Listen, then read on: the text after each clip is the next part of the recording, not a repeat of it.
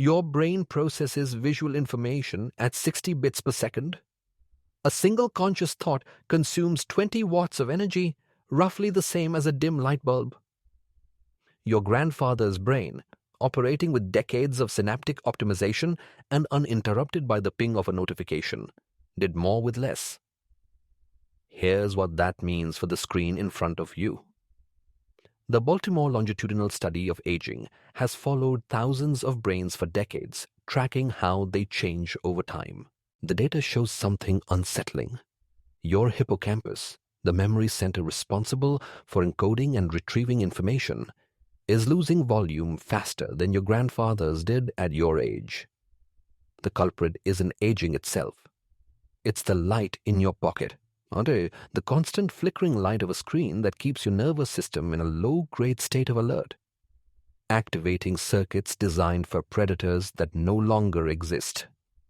This isn't about willpower.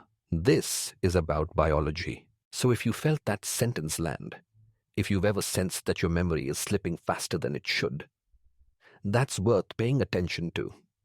And if you want to understand the full architecture of what's happening inside your skull, subscribe to Neuro.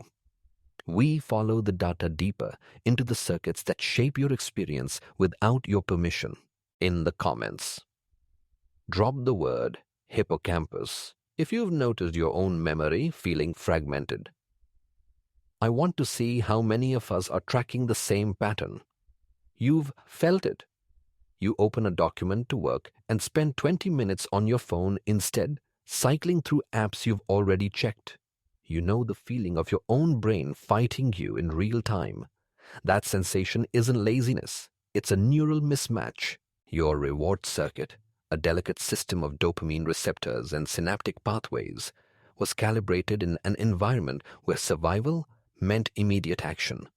A rustling bush meant a predator. A ripe fruit meant a meal. The brain learned to prioritize the urgent and the novel because those signals carried life or death consequences. That system now runs in a world of infinite scroll. Every new post, every notification, every algorithmic suggestion fires the same ancient pathway. Your dopamine receptors signal a potential reward, and your prefrontal cortex, the executive center responsible for planning and foresight, tries to override the impulse. But it's outmatched. The reward circuit evolved for a world where rewards were rare and valuable. Now, they arrive in endless low-grade pulses. Here's what nobody talks about. The loop you experience when you procrastinate is not a failure of character. It is a functioning survival mechanism running on obsolete code. The feeling of resistance when you try to focus is your amygdala, the fear center, classifying the task as a threat. Not a physical threat, but a psychological one. A task that demands sustained attention activates the same neural pathways as facing a predator.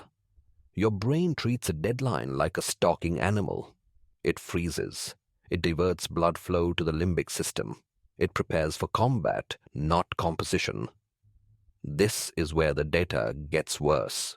In the 1950s, psychologists developed the continuous performance test, a simple task that measures sustained attention. Subjects watch a screen and press a button when a specific letter appears. The test takes about 15 minutes. In the 1950s, the average adult made 2 to 3 errors. In the 2020s, the average adult makes 12. The same test, the same cognitive demand. But the modern brain, shaped by a decade of fragmented attention, is losing its ability to hold a single thread of thought for more than a few minutes without interruption. The change is not psychological. It is biological. fMRI studies of the prefrontal cortex under acute stress reveal a dramatic drop in metabolic activity when subjects attempt to focus after exposure to rapid sensory switching. The brain essentially powers down its executive functions to conserve energy for threat detection. You are not failing to concentrate. Your brain has temporarily deactivated the circuits that allow concentration to happen. And this is where it gets strange. The modern environment has created a feedback loop that accelerates this decline. Every time you switch tasks in response to a ping or a notification, your brain releases a small pulse of dopamine. It reinforces the behavior. You learn subconsciously that distraction is rewarding. The neural pathway strengthens. The prefrontal cortex, the part of the brain that says stay on task, gradually becomes weaker relative to the reward circuit. This is called synaptic pruning. The connections you don't use get trimmed. The connections you use repeatedly thicken. You are currently training your brain to procrastinate more efficiently. And if you've read that sentence and felt the weight of it, you're exactly who this channel is for. Someone who's ready to reverse the training. Subscribe to Neuro if you want to see what happens when you stop blaming yourself and start understanding the circuit. Because we're only halfway through the architecture, and what comes next is the rebuild. In the comments, write synaptic pruning. I want to know how many of you have experienced that specific sensation of your brain feeling lighter, less capable, like something was being trimmed away. The mechanism is the same as addiction, the same neurotransmitter, the same neural circuitry. The only difference is the trigger. For a gambler, it's the spin of a wheel. For a modern knowledge worker, it's the notification bubble. Both activate the ventral striatum. Both produce a temporary spike in dopamine. Both lead to a compensatory crash that makes the next trigger more enticing. The crash is the part most people miss. After the dopamine spike, your receptors downregulate to protect themselves from overstimulation. For the next 15 to 30 minutes, your baseline mood is slightly lower. Your motivation is slightly suppressed. Your brain requires a stronger trigger to reach the same level of activation. This is why you can scroll for 2 hours and feel worse than when you started. The spikes become weaker. The crashes become deeper. The reward circuit enters a state of diminishing returns. But the ancient code keeps demanding that you seek the next trigger, even when it no longer produces pleasure. The system runs on hope. The next notification might be the one. You've experienced this. You put your phone down and feel a phantom vibration on your thigh. That is your brain projecting an expectation. The neural pathways that anticipate a ping have become so overactive that they fire in the absence of the stimulus. Your brain is predicting a reward that doesn't exist. This is the same phenomenon that produces auditory hallucinations in heavy stimulant users. The circuitry is identical. The context is different. The proof is in your own wiring. If you felt your memory slipping or your focus fraying, this isn't normal aging. It's the cost of a life your brain wasn't designed for. The Baltimore longitudinal study shows that the rate of hippocampal volume loss correlates strongly with daily screen time, even after controlling for age, education, and cardiovascular health. The more time you spend in the fragmented attention environment, the faster the memory center shrinks. The effect is measurable within a 2-year follow-up period. But the data points to something deeper. The fragmented attention environment is doing more than reducing your ability to focus. It is changing the very structure of your neural architecture. The myelin sheaths that insulate your neural pathways and speed up signal transmission are degrading under the constant load of task switching. Each time you interrupt a thought process to respond to a trigger, the myelin sheath in that circuit undergoes microdamage. Over weeks and months, the signal becomes weaker. Thoughts become slower. Retrieval becomes harder. You are not losing your intelligence. You are losing the insulation on your neural wiring. The same study tracked participants who adopted a 2-week period of reduced screen exposure, defined as less than 60 minutes of non-essential screen time per day. After 14 days, participants showed a measurable increase in myelin thickness in the prefrontal cortex. The insulation began to repair. The signal improved. The subjective experience of mental clarity returned. The brain was rebuilding the circuits it had been forced to abandon. This is the scale inversion you were not expecting. You believe you are smarter than your grandfather because you have access to infinite information. But access is not processing. Your brain, swimming in data, is devoting resources to filtering and discarding rather than integrating and remembering.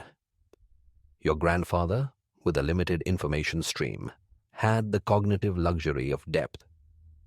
He read a book from start to finish over the course of a week because there was no alternative. That act of sustained attention strengthened his neural wiring in ways the modern brain can no longer replicate.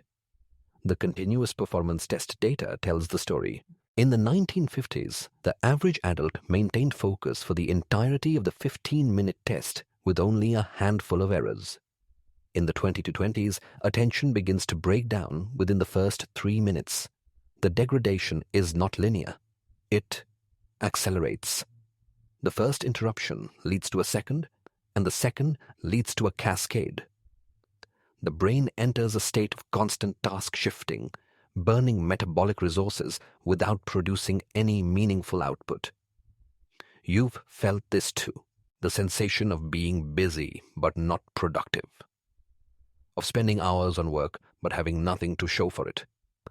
That feeling is your brain cycling through tasks, opening tabs, starting emails, checking messages, and never entering the deep processing state required for real thought. The state is called flow. It requires at least 15 minutes of uninterrupted attention to achieve. The modern environment prevents that. The average interval between interruptions in a typical knowledge work setting is 3 minutes. You never reach flow. You stay in the shallow zone of partial engagement. The shallow zone is where procrastination thrives. It feels like work. It looks like work, but it produces nothing. Your brain registers the effort without the reward. The dopamine system, seeking the hit that never comes, pushes you toward the next distraction. The cycle tightens. The loop is not your fault. It is a biological hijacking you were never warned about. But now that you see the circuit, you have a choice. The rats in the classic addiction experiments reveal something crucial. When placed in a cage with a lever that delivers a cocaine infusion, a solitary rat presses the lever repeatedly until it dies. But when placed in a cage with other rats, with toys and tunnels and social interaction, the same rat reduces its lever pressing by 90%. The environment shapes the behavior. The creature is not broken. The cage is. Your environment is the cage. Your phone is the lever. The system is rigged against you. But here's the part they didn't expect. When the rats were moved from the isolated cage to the enriched environment, their brains showed measurable neural regeneration within weeks. The myelin thickened. The dopamine receptors normalized. The reward circuit recalibrated. The brain is not static. It is plastic. It can rebuild. The data from the Baltimore study confirms this in humans. Participants who underwent a structured attention training protocol involving 20 minutes of sustained focus on a single task per day showed a 4% increase in hippocampal volume over a 12-week period. The hippocampus, the memory center that had been shrinking, began to grow again. The myelin sheaths repaired. The prefrontal cortex strengthened. The subjects reported a subjective improvement in clarity and memory retrieval that correlated with the objective neural changes. The mechanism is called experience-dependent neuroplasticity. Your brain physically rewires itself in response to what you do repeatedly. If you spend your days in the shallow zone, your brain optimizes for shallow processing. If you spend your days in deep focus, your brain optimizes for deep processing. The decision is not moral. It is structural. You are either building circuits that sustain attention or circuits that degrade it. The implication is uncomfortable. The device in your pocket is not neutral. It is a neurochemical manipulation machine designed by thousands of engineers to maximize the time you spend in the shallow zone. The notification system, the infinite scroll, the algorithmic feed, the variable reward schedule mirror the exact mechanisms used in slot machines. The goal is not your productivity. The goal is your continued engagement. Your attention is the product. Your neural degradation is the external cost. But the cost is not evenly distributed. Adults with undiagnosed ADHD bear the heaviest burden. The procrastination ADHD link is not a coincidence. It is a mechanical consequence of a dopamine system that is already under-functioning. The ADHD brain has 30% lower striatal dopamine transporter binding. The reward circuit is starved. The brain seeks stimulation compulsively because its baseline is deficient. The modern environment provides endless stimulation. The ADHD brain is trapped in a perfect storm of biological vulnerability and environmental exploitation. Here's what nobody quotes. The 2013 study by Sirois and Sekel found that adults with higher ADHD symptom scores were 2.3 times more likely to be chronic procrastinators. The relationship was not mediated by laziness or motivation. It was mediated by executive function deficits. The same neural circuits that govern attention are also responsible for task initiation, prioritization, and time estimation. When those circuits are compromised, procrastination is not a choice. It is a symptom. Rabin, Fogel, and Carmody showed that executive function deficits accounted for 57% of the relationship between ADHD symptoms and task delay behavior. More than half of the procrastination experienced by individuals with ADHD is directly attributable to structural differences in the brain. This is not a willpower problem. It is a hardware limitation. Yet the cultural narrative insists otherwise. You are told you are lazy. You are told you need to try harder. You are told that organization apps and productivity systems will fix the problem. But you cannot fix a dopamine deficiency with a to-do list. You cannot repair a myelin sheath with a calendar reminder. The tools are designed for the neurotypical brain. For the ADHD brain, they become another source of failure, another loop of shame and avoidance. The research shows a clear path forward. The same plasticity that allows the modern environment to degrade your wiring also allows you to rebuild it. But the strategy must match the biology. Pushing harder against a deficit is pointless. The brain does not respond to pressure. It responds to structure, to safety, to the removal of triggers. The prefrontal cortex cannot function when the amygdala is activated. The first step is not to force focus. It is to silence the alarm. The data from the ethnography of the Dokino-Kung and Hadza foragers is instructive. These groups show cortisol levels that are 40% lower than the modern Western baseline, despite facing genuine physical threats like predators and starvation. Their stress response is calibrated to real danger, not perceived threats. Their attention is sustained because their environment is predictable. The brain is calm. The prefrontal cortex is online. The lesson is biological, not cultural. The default mode network, the part of the brain that facilitates deep thought and self-reflection, activates when external stimulation is low. The foragers spend hours in silence, walking, tracking, observing. Their default mode network operates at maximum efficiency. Your default mode network is constantly interrupted by the ping of a notification. You are not giving your brain the quiet it needs to think. The quiet is the intervention. The removal of the trigger is the treatment. The rebuilding of the myelin sheath begins when the fragmentation stops. The loop isn't your fault. It's your grandfather's ghost in your hardware.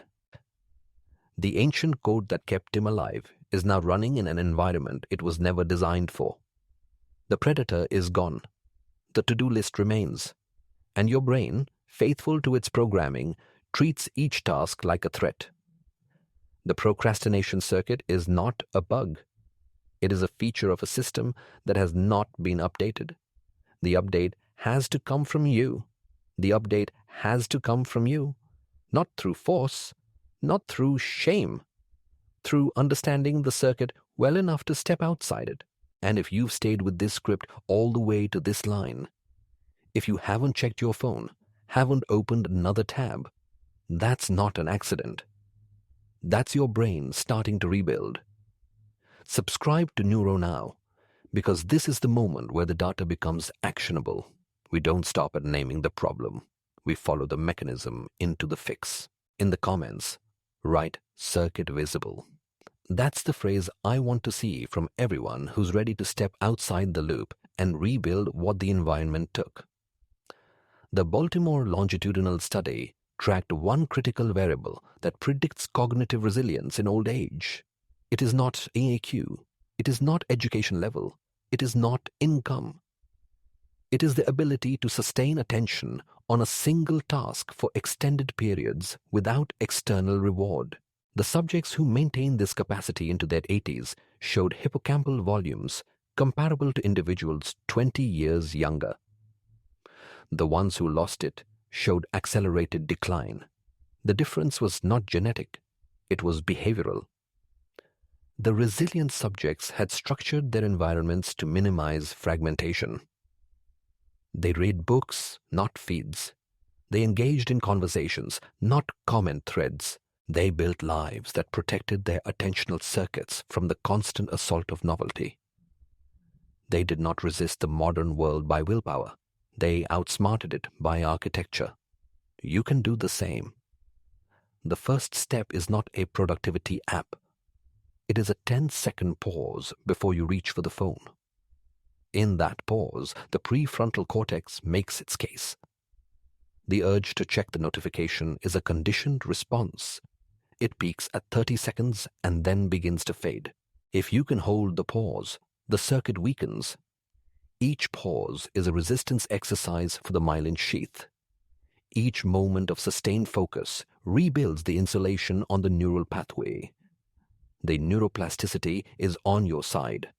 The brain that shaped itself to the distraction environment can reshape itself to the focus environment. But the only variable that matters is what you do repeatedly.